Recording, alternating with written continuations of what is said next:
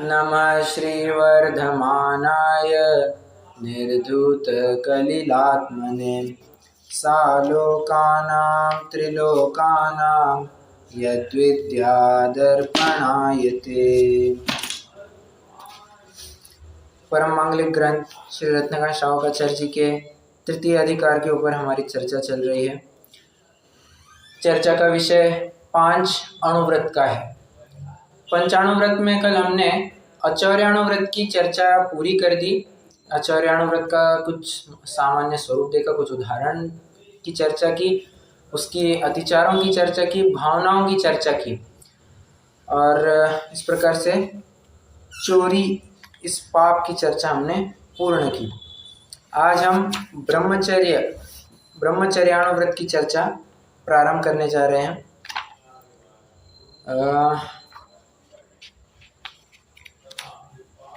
एक मिनट हाँ जरा।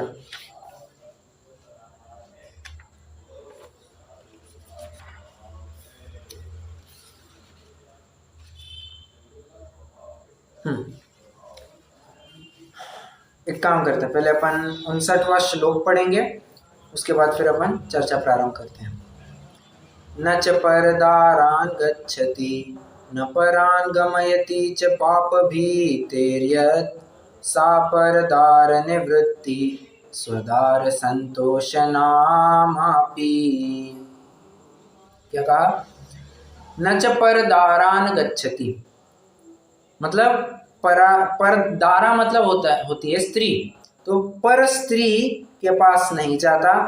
न परान गमयति, न दूसरों, क्या है, पाप पर स्त्री से स्वयं नहीं जाता तथा पर स्त्री के यहाँ अन्य न स्वयं जाता है न अन्यों को गमन कराता है। क्यों? क्योंकि वो पाप से भयभीत हुआ है। सा परदार निवृत्ति स्वदार संतोष नामापि। यहाँ पर ब्रह्मचर्याणुव्रत के इन्होंने 2 नाम दिए हैं, ये नोट करने लायक है। परदार निवृत्ति मतलब आप लिख सकते हैं ब्रह्मचर्याणुव्रत इज इक्वल टू परदार निवृत्ति इज इक्वल टू स्वदार संतोष व्रत। देख रहे हैं, बराबर यहाँ पर भी आचार्य देव अपनी न्याय की अन्वय व्यतिरेक की शैली को छोड़ नहीं रहे हैं। कोई कहेगा कि हम तो स्वस्त्री में संतुष्ट है, स्वस्त्री में संतुष्ट है, पर मतलब हम स्वस्त्री को क्या कहना चाहिए, हम स्वस्त्री के पास ही रहेंगे, पर तुम ये कहाँ कह रहे हो कि हम पराई स्त्री के पास नहीं रहेंगे, तुम्हें वो भी कहना चाहिए। इसलिए परदार निवृत्ति और स्वदार संतोष व्रत, दूसरों से दूसरी स्त्रियों का त्याग और सिर्फ अपनी स्त्री का ही ग्रहण, इतनी बात यहाँ पर कह रहे हैं। दोनों बातें समझ लेनी चाहिए। पहले तो ब्रह्मचर्य इस शब्द की ये तो अपन ने सामान्य अर्थ कर लिया, अब अपन इसके थोड़े स्वरूप को समझते हैं। ब्रह्मचर्य, संधि विच्छेद कीजिए शब्द की। ब्रह्मम चरेति इति ब्रह्मचर्य, माने ब्रह्म माने ब्रह्म स्वरूपी अपना आत्मा, और चर्या मतलब चरण करना, विचरण करना, आचरण करना, प्रवृत्ति करना, गमन करना, कुछ भी ले सकते हैं आप। तो ब्रह्मम चरेति इति ब्रह्मचर्य माने अपने आत्मा में ही विहार करना, विचरण करना वास्तव में, तो ये ब्रह्मचर्य कहलाता है। ठीक है, ये तो निश्चय ब्रह्मचर्य हुआ। अब लगाइए अपने पंडित टोडरमल जी का फॉर्मूला कि अपनी आत्मा में ही वास्तविक स्थिरता, वो निश्चय ब्रह्मचर्य जानना, तथा जो निश्चय ब्रह्मचर्य तो नहीं परंतु उसके सहायक एवं निमित्त ऐसे स्वस्त्री में ही संतुष्टि तथा पर स्त्री से निवृत्ति, उसे व्यवहार में ब्रह्मचर्य जानना। बराबर। तो हमारा वास्तविक विषय ये व्यवहार ब्रह्मचर्य के ऊपर केंद्रित करेगा। निश्चय ब्रह्मचर्य की यहाँ पर बात नहीं चलेगी। व्यवहार ब्रह्मचर्य क्या कहता है इसकी बात करने वाले हैं। तत्वार सूत्र के भी उस सूत्र को जरा याद करते हैं। कहते हैं मैथुनम ब्रह्म। अब देखिए, पहले इसके भी थोड़ा सा आध्यात्मिक अर्थ को विचार करते हैं। मैथुन, आपका माइक चालू है जी। हाँ, मैं ये कह रहा था, हाँ मैथुन, जानते हैं मैथुन यह शब्द किस धातु से बना है?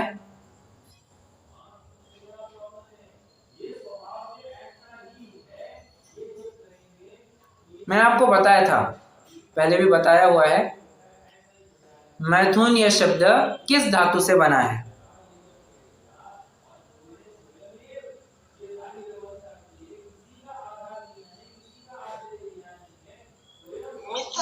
बहुत अच्छा, मिथ, मिथ, थ, हाँ मतलब क्या कहना चाहिए, ठंडे का थ। ओके, तो मिथ धातु से मैथुन यह शब्द बना है। मिथ मतलब क्या? मिथ मतलब होता है दो पना। मिथ मतलब क्या है? दो पना, ठीक है। हाँ, जानते हैं मिथ इसी धातु से मिथ्यात्व यह शब्द भी बनता है। क्या कहा? मिथ इस धातु से मैथुन यह शब्द भी बनता है और मिथ्यात्व यह शब्द भी बनता है। अब मैं आपको थोड़ा कोरिलेशन करके दिखाता हूं, ठीक है। मिथ्यात्व, मिथ्यात्व का क्या अर्थ करते हैं हम? उल्टी मान्यता, बराबर। स्वयं की सत्ता को पर में मानना, जो एक है उसको एक नहीं दो अलग अलग मानना, या दो अलग अलग है। मतलब मैं कहना इतना चाह रहा हूं कि हाँ सॉरी मैं थोड़ा गलत बोल गया। दो अलग भिन्न भिन्न वस्तुएं हैं, दो भिन्न वस्तुओं में एक पने की स्थापना करना, यह मिथ्यात्व, ठीक है। अब मैथुन में भी आइए, मैथुन क्या कहता है? मैथुन किया कब जाता है? जब दो व्यक्ति हो तभी तो मैथुन किया जाता है। मतलब बराबर यहां पर भी मैथुन की भावना या दो पने की भावना को इन्होंने अब्रह्म बताया है।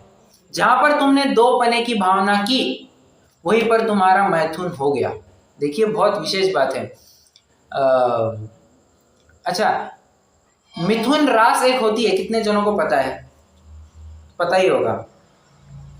वो मिथुन रास का चित्र कौन सा है? मिथुन रास का चित्र कौन सा है?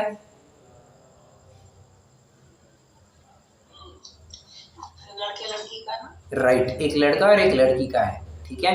वहां पर भी उन्होंने मिथुन या मैथुन कह करके दो अपोजिट जेंडर को बताया है, ठीक है। निष्कर्ष इतना ही है, दो पने की भावना वही अब्रह्म है, और एक पने की भावना, एक ही भावना, वो तुम्हारा सच्चा ब्रह्मचर्य है, ठीक है। और देखिए ना, आत्मा में यह मैं हूं ऐसी अहम की भावना, एकत्व की भावना, यही तो ब्रह्मचर्य कह रहे हैं अपन। और जहां पर मैं आत्मा हूं, सॉरी ये शरीर मुझ रूप है या मैं शरीर रूप हूं, ये दो, हम दो अलग अलग नहीं, हम एक ही है। ये जब तक मान्यता, दो पने की मान्यता चलती है, ये मिथ्यात्व कहलाता है। अब समझ पा रहे हैं क्या मैं क्या घटित करवाना चाह रहा हूं?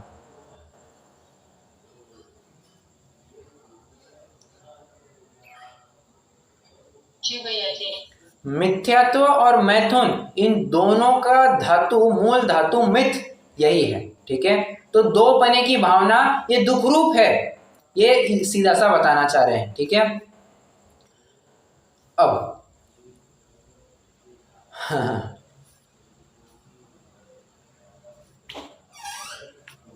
चलिए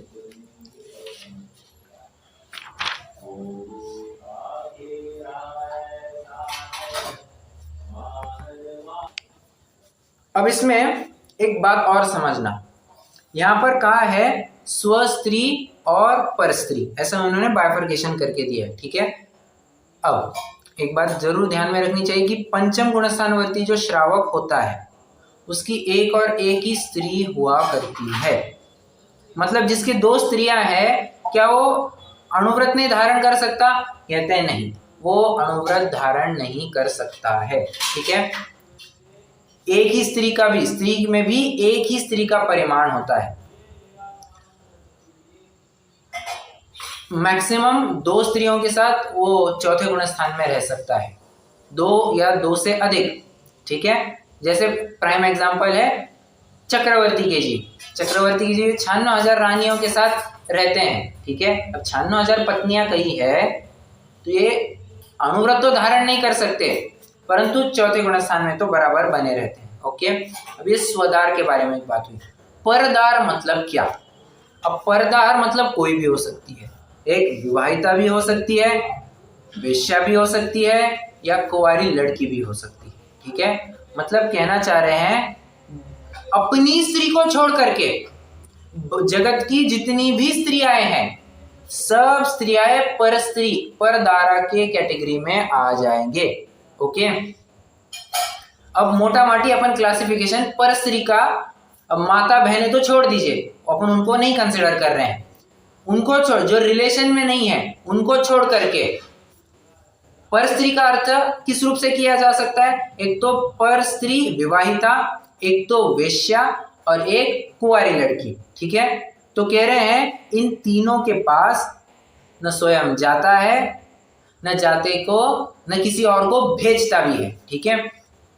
देखिए एक हाँ सच्ची घटना है या पता नहीं, पर मैंने ऐसे सुनी हुई है कि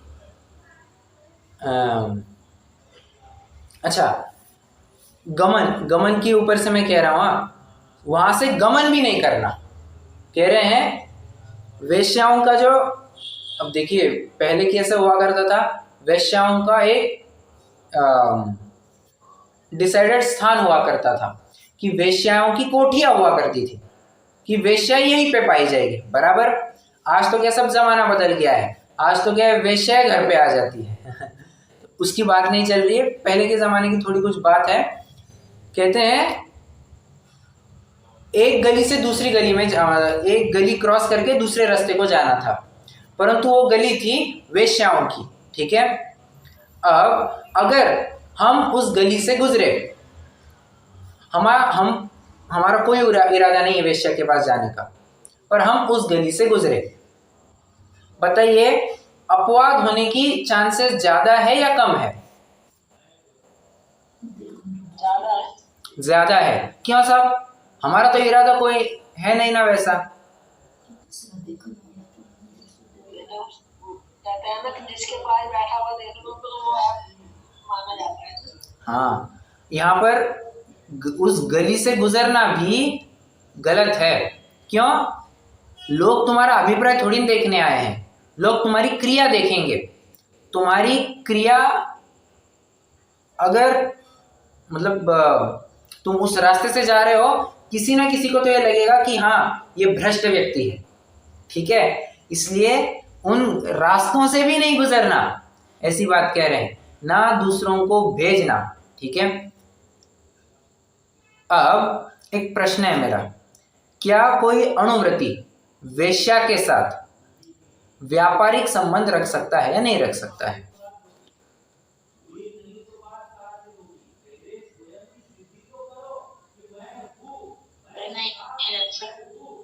नहीं रख सकता।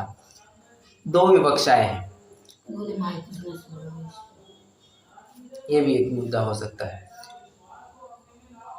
एक अपेक्षा ये है, उसको पता है कि बाबा ये वेश्या है, अपन वेश्या के साथ संबंध नहीं रखेंगे, संबंध इन द सेंस व्यापारिक संबंध भी, कमर्शियल संबंध भी नहीं रखेंगे, ओके। एक मुद्दा, एक अपेक्षा ऐसी भी है कि बाबा एक जिस प्रकार से एक जनरल ग्राहक होता है मेरा, वैसे वेश्या भी वो मेरी ग्राहक है, ठीक है। अब मान के चलिए मेरा व्यापार है बर्तनों का, ठीक है। अब मेरा व्यापार बर्तनों का है, मैं जिस प्रकार हर एक को बर्तन बेचता हूँ, वेश्या कभी मेरे पास आकर के बर्तन नहीं ले सकती है? बिल्कुल ले सकती है। तो इन जनरल ट्रांजैक्शन होना, कमर्शियल ट्रांजैक्शन होना, ये ठीक है। किराने की दुकान है, अब किराने की दुकान में वो ये थोड़ी देगा कि ये वेश्या है, मैं इस वेश्या को नहीं बेचूंगा। अरे पहले तो ये भी बात हो सकती है उसको पता है या नहीं पता है कि सामने वाली व्यक्ति वेश्या है या नहीं, ठीक है। तो दो अपेक्षाएं, दोनों अपेक्षाओं को बराबर समझ लेना चाहिए। हाँ, परंतु किसी भी प्रकार से उसके घर आना जाना, उठना बैठना, ये बिल्कुल भी नहीं हो पाएगा, बिल्कुल भी नहीं हो पाएगा। अब आएगी आगे भी बात। यहाँ पर इत्वरी का गमन नाम से एक अतिचार दिया है। तो गमन का अर्थ ना कई बार लोग रमण के रूप में कर लेते हैं, मतलब वेश्या को भोगना, इसी के अर्थ में लिटरली कर लेते हैं, जबकि ये गलत है। क्यों गलत है साहब? क्योंकि अगर वो करेगा तो अतिचार नहीं अनाचार हो जाएगा। अतिचार की क्या बात है? गमन, गमन जैसे मैं अभी कह रहा था, वहां से घूमना तक नहीं। अगर तुम कभी गलती से तुम्हें पता नहीं चला बाबा ये वेश्याओं की कोठी थी और बाद में तुम्हें पता चला, तो फिर उसकी प्रायश्चित प्रतिक्रमण होगा। मैं वही कह रहा हूँ, प्रोवाइडेड पता होना चाहिए, सॉरी नहीं पता होना चाहिए। हमें किसी भी मीन से नहीं पता चला तो अब ये वेश्याओं की जगह है, हमें नहीं जाना चाहिए था बाद में, और उसका प्रायश्चित प्रतिक्रमण होना चाहिए। ठीक है, करेंगे उसकी भी आगे चर्चा आएगी तो उसकी भी चर्चा करेंगे। ठीक है, अब देखिए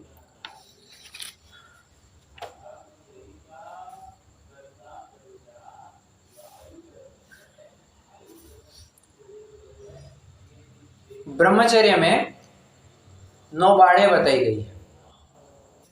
ब्रह्मचर्य को अगर पालने को कहा है तो 9 बाढ़ों का क्या कहना चाहिए, 9 बाढ़ की रक्षा, फेंसिंग होनी चाहिए। बाढ़ मतलब क्या, एक फेंसिंग, एक बागड़ लगाना। ठीक है, जिससे सीधे आपत्ति तुम्हारे व्रत पे ना आए। वे 9 बाढ़ कौन से हैं? शील की 9 बाढ़ कौन सी है? एक ही आसन पर, हाँ बोलिए बोलिए।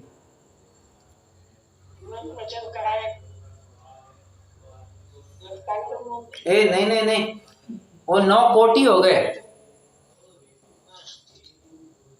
शील की 9 बाढ़ पूछ रहा हूं मैं।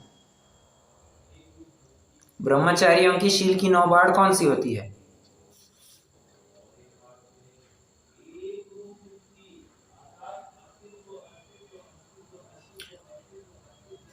एक आसन पर नहीं बैठना। क्या कहा?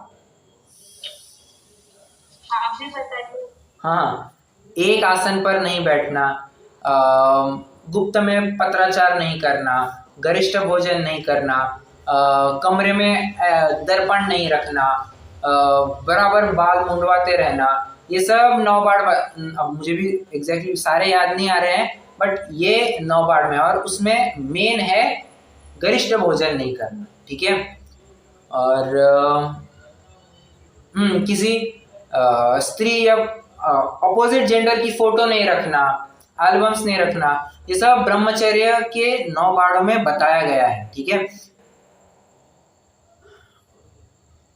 इनके माध्यम से बराबर अपने व्रत की रक्षा हो पाती है।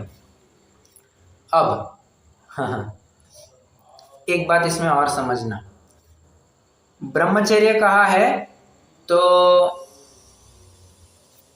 देखिए अनुव्रति का भी फर्स्ट प्रेफरेंस यही रहेगा कि स्त्री को नहीं भोगेगा। ओके, स्त्री को भोगने का या स्त्री संयोग करने के 2 ही मुख्य अच्छा वो भी उसके भी पहले की बात है। इनफैक्ट शादी क्यों की जाती है? शादी क्यों की जाती है? तो कहते हैं 2 मुख्य प्रयोजनों को ध्यान में रख करके शादी की जाती है। एक, कुल परंपरा आगे बढ़े, 2, धर्म की रक्षा हो। हमारी शादी होगी तो यथावत दोनों का गृहस्थ धर्म भी पलेगा, और मुनियों के योग्य, व्रती त्यागियों के योग्य हम बराबर उनकी सेवा शुश्रूषा कर पाएंगे। इस योग्य एक आचरण, एक जीवन हो पाएगा, इसके लिए शादी की जाती है। ठीक है, अन्य साधर्मियों के ऊपर कोई दिक्कत आए तो पैसों के माध्यम से या किसी मदद के माध्यम से, खान पान आदि के माध्यम से कैसे मदद की जा सकती है, तो शादी एक जरिया हुआ करता है। तो इसमें होता क्या है, पंचों की साक्षी में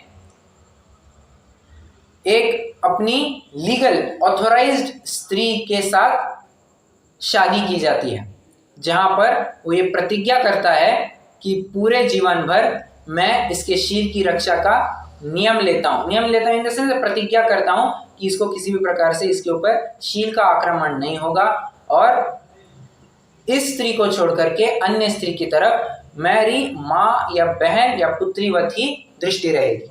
बराबर, तो पंचों की साक्षी में इस प्रकार से एक प्रतिज्ञा ली जाती है। अब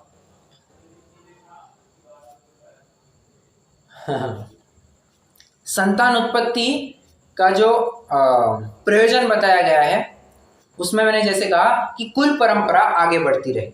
ठीक है, एक बात समझना, आचार्यों ने धिक मैथुन कहकर के एक कंसेप्ट बताया है, जिसमें वे ये बताने की कोशिश कर रहे हैं कि ऐसा भोग भोगना जिससे संतान उत्पत्ति की चाह नहीं रखना। ठीक है, निरर्थक भोग भोगना मतलब एक प्रकार से वे उदाहरण ऐसा देते हैं कि कोई किसान तो है, वो बीज तो बो रहा है पर उसके फल को नहीं चाहता है। मतलब स्त्री को भोगना तो चाहता है परंतु संतान उत्पत्ति नहीं करना चाहता है। इसके लिए क्या करते हैं लोग, फैमिली प्लानिंग के ऑपरेशन कराते हैं, और फैमिली प्लानिंग के ऑपरेशन कराए तो क्या, फिर अमर्याद भोग भोग सकता है, उसमें कोई रुकावट ही नहीं, फिर बच्चा ही पैदा नहीं होगा। बराबर है, बस यही बात निषेध को प्राप्त होती है। यहाँ पर कहना चाह रहे हैं तुम स्त्री को भोगो कोई दिक्कत नहीं, परंतु उसके फल स्वरूप तुम्हें बच्चा भी मतलब संतान उत्पत्ति भी होनी चाहिए। अगर तुम भोग भोगना चाहते हो परंतु संतान उत्पत्ति नहीं चाहते हो तो इसको धिक मैथुन कह करके आचार्य ने इसकी ताड़ना दी है, बहुत ताड़ना दी है, और कहते हैं इसका फल तो नपुंसक वेद होता है। क्या कहा, ऐसा भोग भोगना जिससे फल की प्राप्ति ना हो, उससे नपुंसक वेद का बंध बताया है। और नपुंसक वेद मतलब कौन सा वेद, कहाँ की दशा, नरक। नरक में नपुंसक वेद होता है। वहां पर क्या पीड़ा होती है, स्त्री और पुरुष दोनों के साथ एक साथ रमण करने की जो तीव्र भावना होती है वो नपुंसक वेद होता है। कौन सी, हवा की भट्टी समान, जो कभी रुकती नहीं है, इतनी तीव्र कषाय होती है उनकी। तो कह रहे हैं अगर अपनी खैर चाहते हो तो ऐसे दुष्कार्य ना करो। ठीक है, हाँ। इस मामले में मुसलमान भाइयों को आदर्श देखा जा सकता है। वे भोग भोगते हैं और उस हिसाब से वे संतान भी उतनी रखते हैं। ठीक है, माना कि उनकी ये मान्यता है कि जो एक प्रकार से गलत भी कह सकते हैं, वे तो कहते हैं कि अल्लाह के बंदे सारे, ये सब अल्लाह ने भेजे हैं, अल्लाह ही इनका पालन पोषण करेगा, मैं कौन होता हूँ इनका पालन पोषण करने वाला। बराबर, परंतु ठीक है, अपन तो यहाँ पे एक उसमें से सही बात ये लेना चाहते हैं कि वे कभी भी घबराते मतलब डरते नहीं है कि यार लोग क्या कहेंगे, मेरे इतने बच्चे हो गए। अब आप इनफैक्ट देख ही रहे होंगे कि मुस्लिम भाई इतने संतान उत्पन्न करते हैं, उनकी पॉपुलेशन कितनी हो गई है। कुछ तो मैंने बीच में देखा था कि एशिया या पूरे वर्ल्ड में सबसे बड़ा रिलीजन बाय नंबर अब मुस्लिम्स का हो गया है। क्यों, अरे वे संतानें इतनी उत्पन्न करते हैं तो उनको कोई, अब उनकी समाज बढ़ेगी, अब उनकी जितनी ज़्यादा समाज बढ़ेगी उतना वे अपना अधिकार जमा पाएंगे। जैनी आज क्यों पीछे पड़ गए, जैनियों के पास पैसा बहुत हो गया, अमर्याद भोग भोगना चाहते हैं पर बस संतान उत्पत्ति नहीं करना चाहते हैं। यहाँ पर देखिए ब्रह्मचर्य में एक खुल के बात कह रहे हैं, भोग भोगना, अपनी स्त्री का भोग भोगना, परंतु उससे फल की प्राप्ति रखना। फल की प्राप्ति नहीं करोगे तो तुम बहुत दंड के पात्र रहोगे। ठीक है, चलिए, ये ब्रह्मचर्य के बारे में कुछ अपन ने चर्चा की। हम अभी इसकी कुछ अतिचारों की भी चर्चा कर लेते हैं।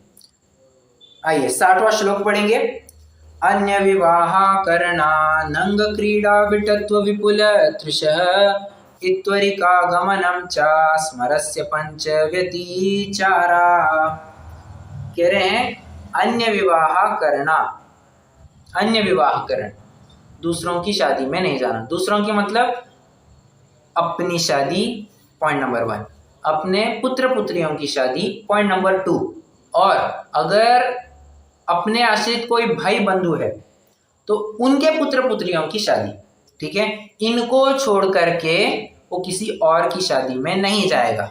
ओके, क्यों नहीं जाएगा साहब, कहते हैं यहाँ पर तुम जाओगे तो तुम्हारी हाजिरी से एक अनुमोदना का पाप लगेगा, तो तुम अनुमोदना भी नहीं कर सकते इसलिए तुम अन्यों की शादी में नहीं जा सकते। ओके, तो सब स्वयं के पुत्र पुत्री की शादी में भी क्यों जाना? कहते हैं कि वो नैतिक जिम्मेदारी है, उतना तो करना पड़ेगा। हाँ, परंतु इसमें भी एक एक्सेप्शन है। क्या? अगर अपने भी पुत्र पुत्रियों की शादी कोई और व्यक्ति उसकी जिम्मेदारी ले रहा है तो स्वयं के पुत्र पुत्री की भी शादी में वो नहीं जाएगा।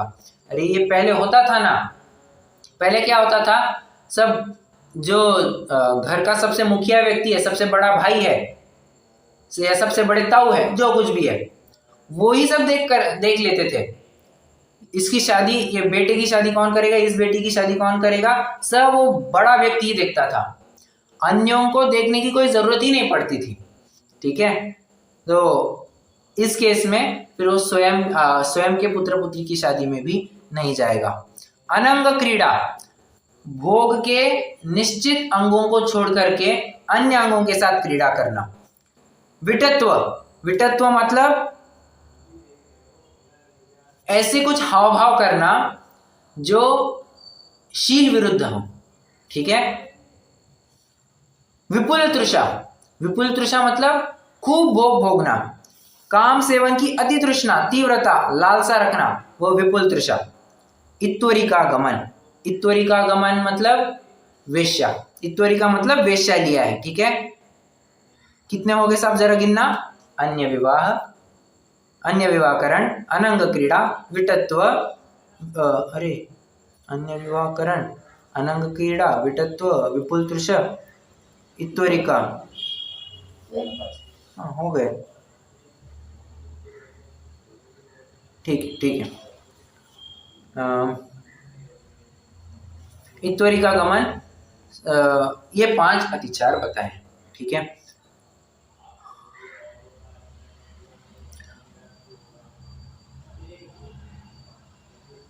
एक इत्वरिका गमन का अपन यहाँ पर थोड़ा अर्थ पढ़ते हैं।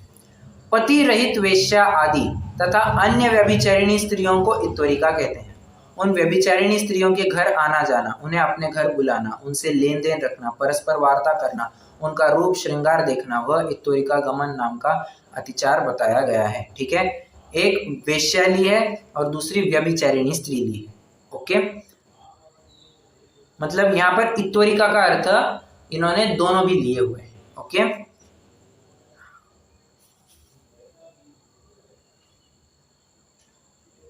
ठीक है।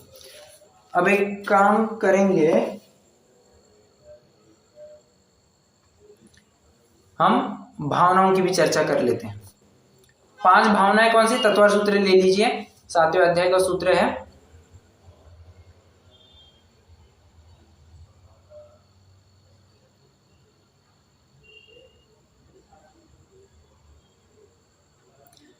मिल गया। स्त्री राग कथा श्रवण, तन मनोहरांग निरीक्षण, पूर्व रतानुस्मरण, वृश्रेष्ठ रस, स्व शरीर संस्कार, त्यागा पंच। अब यहाँ पर कह रहे हैं त्यागा, ये अंत्य दीपक आया है, मतलब ये त्याग, ये शब्द आपको हर एक पद के साथ लगाना है।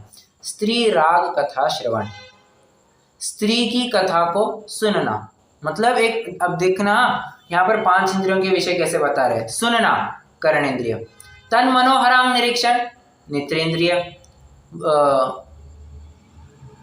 पूर्व रतानुस्मरण ये मन ले लिया, वृश्रेष्ठ रस रसनेन्द्रिय, स्व शरीर संस्कार स्पर्शनेन्द्रिय ले लिया। ठीक है, घ्राणेन्द्रिय आप कहीं पर इंक्लूड कर लेना। ओके, स्व शरीर में ही आप घ्राणेन्द्रिय भी ले सकते हैं, कोई दिक्कत वाली बात नहीं है। कह रहे हैं स्त्रियों की कथाएं नहीं सुनना। 4 विकताओं में भी एक कथा देते हैं, स्त्री कथा। ठीक है, स्त्री राग कथा श्रवण, तन मनोहरांग निरीक्षण, उसके मनोहर अंगों को नहीं देखना, पूर्व रतानुस्मरण, भोग पूर्व में भोगे हुए भोगों को याद नहीं करना, वृश्रेष्ठ रस, अब ये बहुत बड़ी बात है, कह रहे हैं गरिष्ठ भोजन नहीं करना। क्यों साहब, गरिष्ठ भोजन करने से और ब्रह्मचर्य का क्या संबंध है? देखो, गरिष्ठ भोजन करेंगे प्रमाद सताएगा, और प्रमाद जितना सताएगा उतने अब्रह्म होने की ज्यादा चांसेस है। ठीक है, इसलिए अगर ब्रह्मचर्य की खैर चाहते हैं तो प्रमादमय जीवन नहीं होना चाहिए, और प्रमादमय जीवन को टालने के लिए, त्यागने के लिए गरिष्ठ भोजन का त्याग करना चाहिए। मतलब एक प्रकार से कह रहे हैं, आप कभी भी ऐसे नहीं देख सकते कि ज्ञानियों का साधु संतों का भोजन एकदम तली तुली चीजें हैं, घी की मिठाइयाँ है, मतलब रोज बादाम का हलवा है, रबड़ी पूरी सब यही चल रहा है। ये कभी नहीं संभव, कभी मतलब रोज की रोज मिठाइयाँ है। ज्ञानियों की साधुओं की जीवन में उनका ऐसा भोजन बहुत कम देखने को मिल सकता है। उसमें भी वे विचार करेंगे लेना है या नहीं लेना है। मुनिराज के ऊपर तो पूरा चॉइस है, भाई लेना है या नहीं लेना है। और जो ब्रह्मचारी है, ब्रह्मचारियों की 9 बाड़ में ही लिखा, मैंने आपको बताया था ना कि गरिष्ठ भोजन का त्याग होना चाहिए। तो गरिष्ठ भोजन का त्याग मतलब वे भोजन क्या करते होंगे फिर? सिंपल, दाल रोटी सब्जी, बहुत हो गया। सब्जी भी कैसी? अब देखना, गरिष्ठ भोजन मतलब ऐसा नहीं समझना कि घी वगैरह की चीजें है, कुछ एकदम ज्यादा माल मसाला डाल करके वो कोई वस्तु बनाना, कोई पदार्थ बनाना, ये भी गरिष्ठ भोजन में चले जाएगा। क्यों? होता क्या, उससे टेस्ट ज्यादा बढ़ती है। और ज्ञानी पुरुष कभी भी टेस्ट के पीछे नहीं जाते हैं, वे गर्तपूर्ण अपना गड्ढा भरने का काम करते हैं। तो गड्ढा कैसे भरना? जैसे तैसे भर दो, उसमें हीरे, संगमरमर के टाइल्स और आदि ग्रेनाइट, ये इतने बड़े मूल्यवान वस्तुओं को लाने की कोई जरूरत नहीं है। हीरे मोती सोने चांदी कुछ लाने की जरूरत नहीं है। अरे भर दो ना, मिट्टी डाल दो, काम खत्म हो जाएगा। और तो और ये बात है, जितना गरिष्ठ मतलब जितनी महंगी वस्तु से वो गड्ढा भरेंगे, गड्ढा उतने जल्दी खाली हो जाएगा। चोरी होने की कितनी चांसेस है? तो एक काम करो ना, मिट्टी से भर दो, काम बहुत चलेगा। ठीक है, तो गरिष्ठ भोजन का त्याग और स्व शरीर संस्कार त्याग। अब स्व शरीर संस्कार में क्या आएगा? क्रीम, पाउडर, लिपस्टिक सब लगाना, शैम्पू आदि का प्रयोग करना, ये सब स्व शरीर संस्कार में आएगा। साबुन का प्रयोग करना, ये भी स्व शरीर संस्कार में आएगा। अपने शरीर को इत्र फुलेल लगाना, परफ्यूम, डिओड्रेंट लगाना, ये स्व शरीर संस्कार में आएगा। ठीक है, मतलब किसी भी प्रकार से शरीर को श्रृंगार करना, ये स्व शरीर संस्कार में आएगा। ओके, अब देखिए, मालिश भी करते हैं ना, तो एक थोड़ी सी चेतना आने लगती है, थोड़ी सी फ्रेशनेस फील होता है। बराबर, मालिश करते हैं तो थोड़ा फ्रेशनेस फील होता है, नहीं होता है? बिल्कुल होता है। तो कहते हैं मुनिराज तो मालिश भी नहीं करवाते हैं, और करवाते भी है तो कब? वो एकदम समाधि के काल में, जब बहुत ही असह्य वेदना हो, तो मुनिराज स्वयं ही मतलब अन्य मुनि ही उन मुनिराज की सेवा करते हैं, कोई श्रावक वगैरह आकर के नहीं करता है। ठीक है, तो स्व शरीर संस्कार। अरे मैं तो ऐसी कई सारी घटनाएं सुन चुका हूँ, कई मुनि तो ऐसे हैं जो रात्रि में बराबर तेल लगा के सोते हैं सिर को। अरे क्या मतलब है, तुम्हें बाल उगाने हैं या क्या करना है? और जब आगे बढ़ करके लॉन्च ही करना है तो अभी ज्यादा बाल बढ़ा करके क्या करना? ठीक है, अच्छा ये भी एक भ्रमणा निकाल देनी चाहिए कि तेल लगाने से बाल बराबर सुदृढ़ बने रहते हैं। ऐसी कोई बात नहीं है। बालों का बढ़ना नहीं बढ़ना, सुदृढ़ रहना नहीं रहना, एक प्रकार से मैं सही उत्तर दूं तो ये सब कर्माधीन है। और ज्यादा प्रकार से देखा जाए तो हम खान पान किस प्रकार करते हैं, हम अंदर में कितना सही मटेरियल डालते हैं, सब उसके ऊपर डिपेंड करता है। ठीक है, तो स्व शरीर संस्कार में फिर और क्या क्या ले सकते हैं आप? टैटू वगैरह बनाना, शरीर, वो आज तो इतना ट्रेंड बन गया है, लोग कहीं पे भी टैटू निकालने लगे, कहीं पे भी। अरे हमने कोई लोग तो छाती पे निकाल लेते हैं, कोई सिर पे निकाल लेते हैं, कोई हाथ पे निकाल लेते हैं, कोई पैरों पे निकाल लेते हैं, और पूरा शरीर उसी से भर देते हैं। भले आदमी तू आदमी है या टैटू का कोई पुतला। मतलब ये थोड़ा सा रॉन्ग इंप्रेशन चला जाता है। ज्ञानी कभी भी ऐसे टैटू वैटू नहीं बनाता है, दूसरों को, दूसरे जन आकर्षित हो जाए इस प्रकार से वो कोई भी वेशभूषा, केशभूषा भी नहीं करता है। इसलिए केशभूषा के ऊपर भी इतने रेस्ट्रिक्शंस है, वे तो सीधा मुंडन ही करते हैं। ब्रह्मचारी लोग क्या करते हैं? सीधा सिर मुंडवाते हैं। बाल कभी आपने बढ़ते देखे हैं उनके? कभी बढ़ते देखे हैं ब्रह्मचारियों के? संभव ही नहीं। बहुत एक हाथ दुख का रेयर केस देखा होगा, वो भी उनको जमा नहीं होगा इसलिए। वरना तो जमाना मतलब करना ही पड़ता है, इनफैक्ट उनको जमाने ये कैसे कह सकते हैं। तो ये थी 5 भावनाएं। इनकी मतलब स्थिर, कथन, श्रवण इन आदि का त्याग करेंगे तो बराबर ये 5 भावनाएं पल जाएंगी। ओके, चलिए आज ब्रह्मचर्यानुव्रत के बारे में अपन ने चर्चा की है। कल मुझे थोड़ा सा विशिष्ट प्रकरण के ऊपर चर्चा करनी है। आज मैं वो प्रकरण नहीं ले पाया हूँ, कल लूंगा या फिर परसों लूंगा, कभी तो भी लूंगा। मुझे थोड़ा सा विवाह के संदर्भ में कुछ एक प्रकरण चलाना है, क्योंकि ब्रह्मचर्य से ही जुड़ा हुआ है, इसलिए वो विषय लूंगा मैं। आज के लिए बस इतना ही। कुछ प्रश्न हो तो जरूर पूछ सकते हैं।